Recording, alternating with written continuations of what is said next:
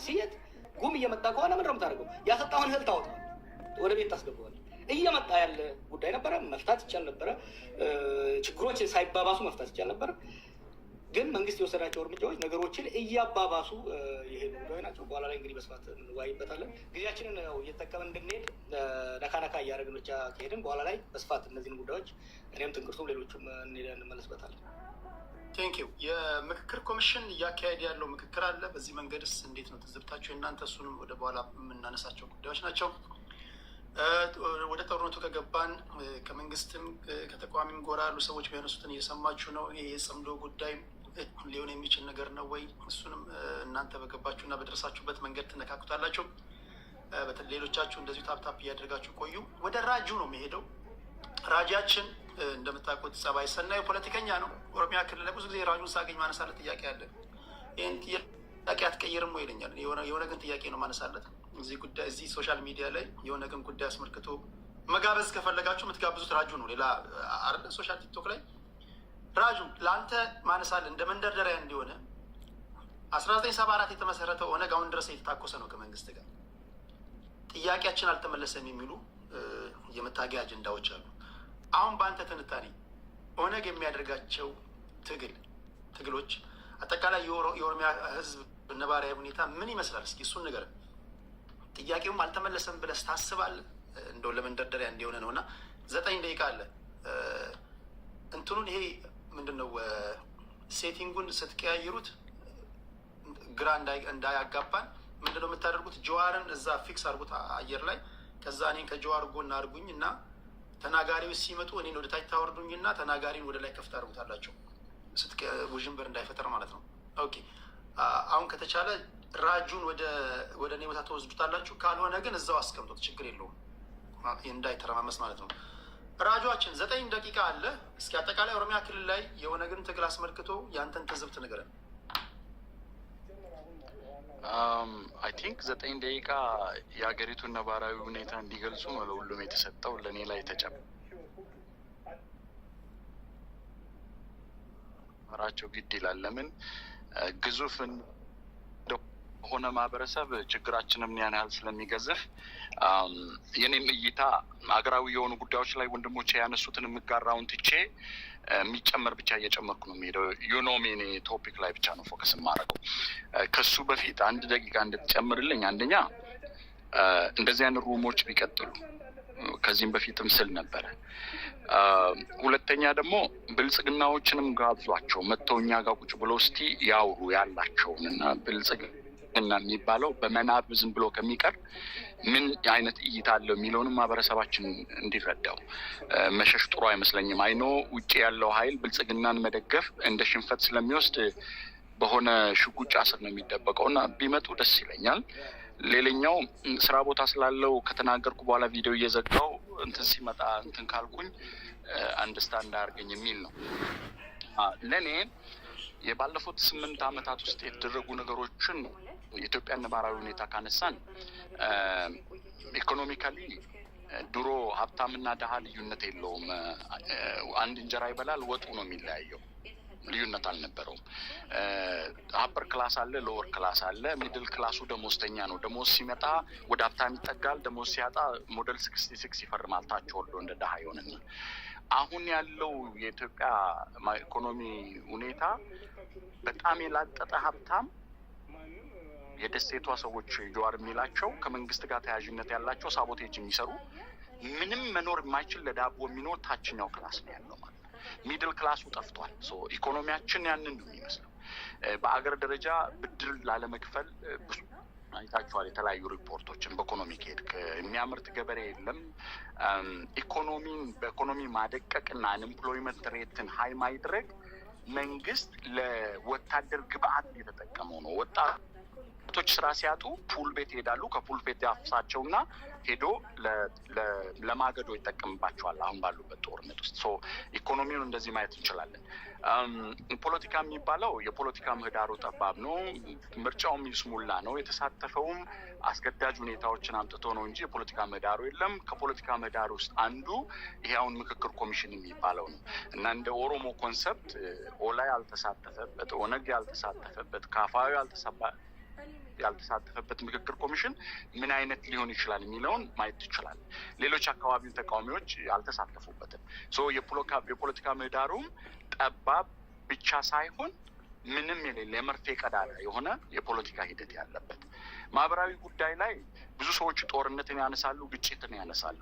በእኔ እይታ ግን ያ ብቻ አይደለም። ብልጽግና ካመጣቸው በጣም መጥፎ ነገሮች አንዱ የህዝብ ለህዝብ ግንኙነቱ የሻከረበት ዛሬ ጎረቤትህ ማን ነው ብለህ በሄር የምትጠይቅበት ደረጃ ላይ ደርሷል ማለት ነው። ማህበራዊ ጉዳያችን የማህበራዊ ሂደቱ እንደዛ ቅድማውን ጀዋር ወጥቶ መግባት የሚል ሰላም ላይ ያነሳዋል። የሞተብህን መቅበር፣ ሰርግህን መሄድ፣ አባትና እናትህን መቅበር ማትችልበት መታሰር ደግሞ ብርቅ የሆነበት ድሮ ቲፒኤልኤፍን ስንከሰው ጠርሙስ ያንጠለጠለ ያልን ነው አይደለ? ዛሬ ግን አንጠልጥለህም ልዮቴ ይትረፍ የሚል ነው። ላንች ላይ እስር ቤት ያለውን ሰው ምሳ ወስደህለት እራት ላይ የቦይ ቀዳዳ ውስጥ ተገሎ ነው የምታገኘው። ያን ያህል አለ ማለት ነው። የማህበራዊ ጉዳይ ሰላም በተመለከተ ትግራይ ክልል አካባቢ ያለው በፌደራል መንግስቱ በቲፒኤልኤፍ በሌሎች ኃይሎች ያለው ሽኩቻ የትግራይ ህዝብ አበንደን ሆኖ በጣም ዋጋ እየከፈለ ነው። የትግራይ ህዝብና ህወሓትን ለይተን ማየት መቻል አለብን። የትግራይ ህዝብ በሚዚ ቁማር መሀል ዋጋ እየከፈለ አማራ ክልል አካባቢ ማልገዛቸው ቅድም ወንድሜ ፕሮፌሰር ትንግርቱ ያነሳቸው አንዳንድ ነገሮች ማልገዛቸው አሉ። ግን የአማራ ህዝብም እንደ አማራ ህዝብ በስርዓቱ ተጠቂ ነው እንደ ሌላኛው ማካል። ወደ ኦሮሚያ ክልል ስንመጣ በጣም አንተ አንሳ እንዳልከኝ ኦሮሚያ ክልል አካባቢ ያለው ፖለቲካው ራሱ የሚወራው የሚጣላውም ሰሜኑ አካባቢ ያለውም ሽኩቻ ሰንተሩ የስበት ማዕከል ኦሮሚያ ናት። የስልጣን በትሩ ስርዓቱም እየተጠቀመ ያለው በስበት ማዕከሉ እዚህ ነው። ይሄ መንግስት ማህበራዊ ጉዳይ ላይ አንድ ካጠፋ ስርዓቱ ካመጣብን ጣጣ ውስጥ አንዱ በኦሮሞ ጉያ ስር ተወሽቆ ሌሎች ህዝቦች ኦሮሞና ኦሮሚያ ላይ ጠላት እንዲሆኑ ገዝቷል። በዚህ ረገድ ኦሮሚያ ክልል አካባቢ ያለው ውስብስብ ኦሮሚያ ክልል አካባቢ የጸጥታ ችግር አለ። በተለይ ድንበር ዘለል የሆኑ ጥቃቶች ምዕራብ ኦሮሚያ ላይ የሚደረገው ሰው መገደል ያለ ነው። ከትናንት በያ አንገር ጉትል ላይ ሰው ከነ ህይወቱ ከመኪና ጋር ነው የተቃጠለው። ቦካ ሐራሞች አላደረጉም። ኢንተርፖል ሄደ ብታነብ ምዕራብ ኦሮሚያ ላይ የሚፈጸም ወንጀል በአፍሪካ ተፈጸመ። ተነጻጻሪ ሰላም አላቸው የሚባሉ ቦታዎች ባሌ ብትሄድ መደወላቡ ላይ የድንበር ግጭት፣ ቦረና ላይ ብትሄድ ከሶማሌ ክልል እያጋጨ፣ ምስራቅ ኦሮሚያ ብትወስድ፣ ሰሜን ኦሮሚያ ወሎ ላይ ብትወስድ፣ አፋርና አማራ ክልል አካባቢ፣ ሰሜን ሸዋ ጋር ብትወስድ the same thing ኦሮሚያ ክልል አካባቢ እንዳለ ሰላም የሚባል ነገር በጽሁፍ ሁሉ ማያየው ሆኗል። ለነገሩ የኢትዮጵያን አውድ ስታነሳ ተገላቢጦሽ ነው። ሰላም የሌላት የሰላም ሚኒስቴር ያላት ብቸኛዋ ሀገር ናት ኢትዮጵያ። ሰላም የሌላት የሰላም ኖቤል ተሸላሚ መሪ ያላት ሀገር ናት። ተገላቢጦሽ ነው። ስለዚህ የኦሮሚያ አውዳዊ ሁኔታን ካነሳ ያ ነው።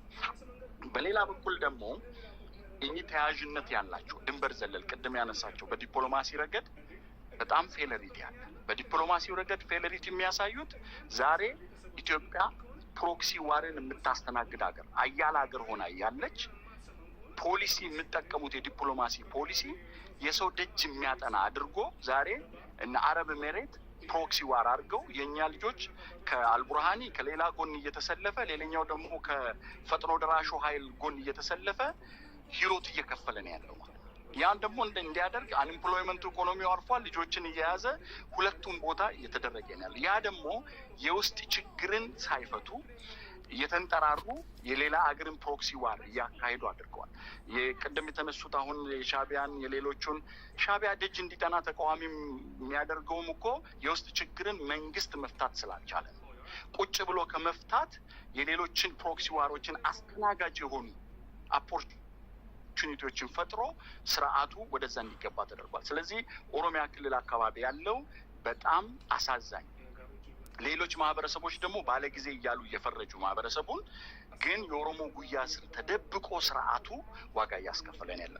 ስለ ኦነግ ያነሳኸው ኦነግ 1973 ተቋቁሞ ትግል እያደረገ ነው ምንድን ነው የሚባለውን ኦነግ ሲጀምር የኦሮሞ ህዝብ ከኦነግ በፊት በተናጠል በቡድን ጥያቄ በዛች ሀገር ስላለው ትግል ጀምሯል። ኦነግ ከተደራጀ እንደ ኦነግ የኦሮሞ ነጻነት ትግል ተብሎ ተጀምሯል።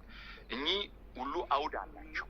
እስከ 91 የነበረው ከ91 2018 የነበረው ከ2000 እስካሁን 18 አሁን እስካለ ነው ድረስ በዚህ አውድ ውስጥ እኔ ዜሮ ታይምስ አላደርግም። የኦሮሞ ኦነግና የኦሮሞ ህዝብ ትግል መልስ ያገኛቸው ጥያቄዎች አሉ። ግን ፋንዳሜንታል የሆኑ ዛሬም ለምክክር ቀርቦ ማንም የሚሳለቅበት የድንበር ጉዳይ፣ የቋንቋ ጉዳይ፣ የራስን በራስ የማስተዳደር ጉዳይ፣ የራስን ኢኮኖሚ መጠቀም ጉዳይ ከዚህም በፊት አንተ ስታነሳ ብዙ ጊዜ የትቀልን የምናነሳቸው አሉ። እነ ጫላና እነ ሌሊሳ አምርተው እነማን ኤክስፖርት እንደሚያደርጉ ታውቃለህ።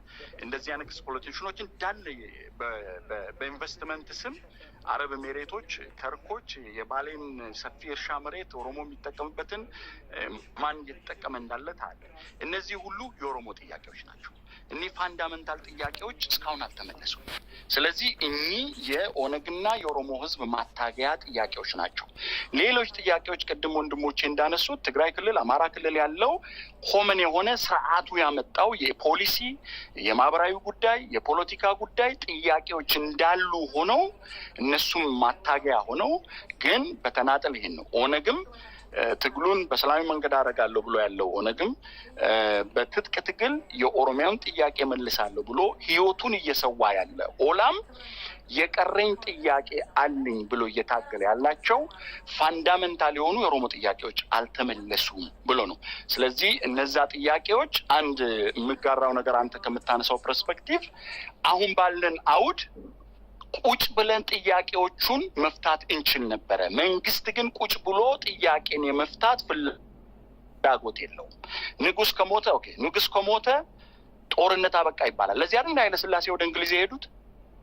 የኦላ መሪዎች አገሪቱ አየር ክልል መንግስት የሚቆጣጠርበት አየር ክልል ውስጥ ሪስክ ወስደው ታንዛኒያ ድረስ ሄደዋል። ስለዚህ የሰላም ፍላጎት አላቸው ማለት ነው።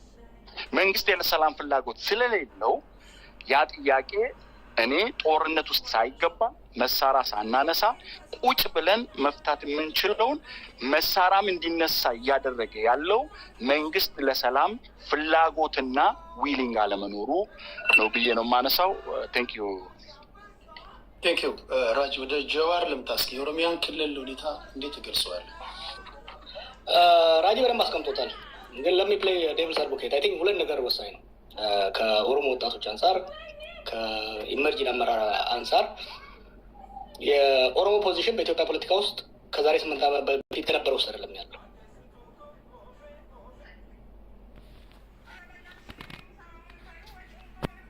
አሁን ማህበረሰብ እየበዘበዘ እየዘረፈ እየገደለ ያለ ነው። ስለዚህ ኦሮሞ ሁለት ተቃራኒ ግን ተሸክሟቸው የሚሄድ በርደኖች መጥተውበታል። አንዱ ይገደላል፣ እንደውም ግድያውና ዘረፋው ከዚህ በፊት ከነበረው የባሰ ሆኖበታል። ሁለተኛው ደግሞ በሱ ስም ብዝበዛና ግድያ ሲካሄድ ነው። ጠያቂም ነው ተጠያቂም ነው። በአንድ ወገን መብቱን እየጠየቀ ነው። ከዚህ በፊት የነበሩ የብሔር ጥያቄዎች ብቻ ሳይሆን እንደ ግለሰብም ራሱ የህልውና ጥያቄዎች፣ የሰላም ጥያቄዎች፣ የዳቦ ጥያቄዎች፣ ቤዚክ የሰርቫይቫል ጥያቄዎች መጥተውበታል።